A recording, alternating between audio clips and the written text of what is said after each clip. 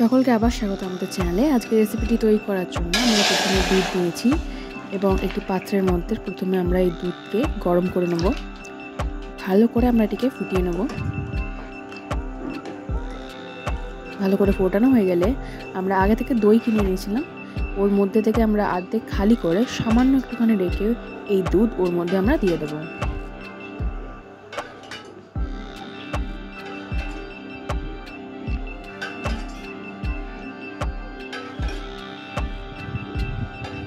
এরপর যেটুকুনি দই এর মধ্যে ছিল সেটাকে আমরা এই দুধের সাথে ভালো করে মিশিয়ে নেব। ভালো করে ফেটানো হয়ে গেলে আমরা এটিকে বাইরে রেখে দেবো, অথবা আপনারা চাইলে ফ্রিজের মধ্যে রেখে দিতে পারেন। তো